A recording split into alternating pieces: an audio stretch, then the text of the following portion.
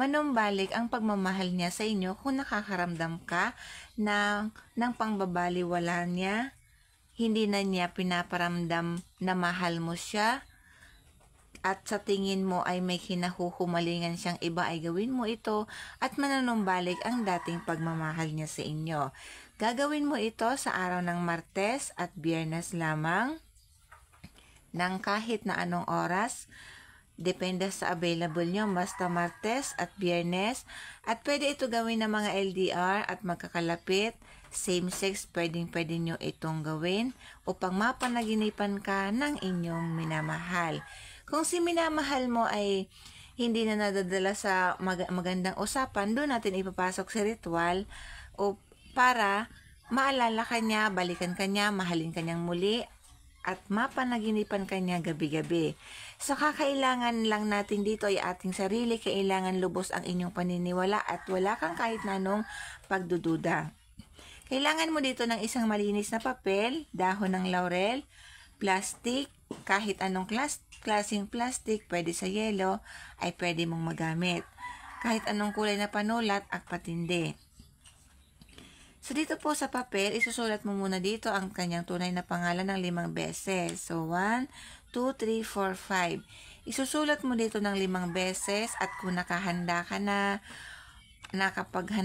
ihanda mo na ang sarili mo, nagagawin mo ito, hihiling ka dito, nang hindi ka gagamit ng sana. Kailangan direct to the point ang paghiling mo at i-claim mo na kung ano yung hiniling mo ay mangyayari. Habang sinusunog mo, susunugin mo itong papel na may pangalan ni target at habang sinusunog mo ito, iniisip mo ang kanyang mukha, ini-imagine mo siya, dinadama mo sa inyong puso na minamahal mo siya ng sobra-sobra. Damahin mo sa inyong puso na tatawag siya, magpaparamdam na siya at mapapanaginipan ka niya. So, susunugin mo siya. Kung sinusunog mo siya at nasusunog ang papel, ay kailangan iniisip mo si target na napapanaginipan ka niya, tinatawagan ka na niya, minamahal ka ng sobra-sobra. Kailangan maubos siyang masunog. So, pag nasunog na siya mga kaswerte, ang susunod mong gagawin, yung abo, ay ipapasok mo rito sa plastic. Kahit anong plastic na available nyo, ay pwede nyong gamitin. So, kaya kailangan natin ng platito or kahit na ano na matagasalo ng ating abo. So, pag nandito na po sa plastic yung abo, dito mo na ilalagay yung dahon ng laurel na may pangalan mo.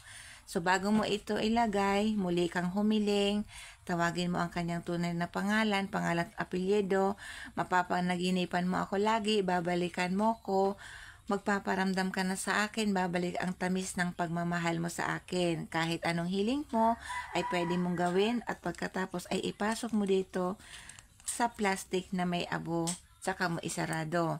Kung plastic ng yelo ang inyong ginamit, itali mo lang po yung plastic, ay okay na yon. Pagkatapos, ilagay mo ito sa ilalim ng iyong unan. Uunanan mo ito gabi-gabi. Kung delikado na baka may gumamit ng inyong unan, kunin mo ito at ilagay mo sa inyong bag basta walang makakakita. Pagkatapos, pag matutulog ka na, ilagay mo na naman ito sa inyong unan. Bago ka magtulog, hampasin mo ng 3 beses ang iyong unan at habang hinahampas mo, binabanggit mo ng 3 beses ang kanyang pangalan. Nang sa gayon, hindi yan mapapanaginipan kanyan paulit-ulit hanggang sa siya ay magparamdam sa inyo at babalikan kanya at tatamis ang inyong pagsasama. So, kung nagustuhan niyo po ang aking video, pakipollow po at pakishare.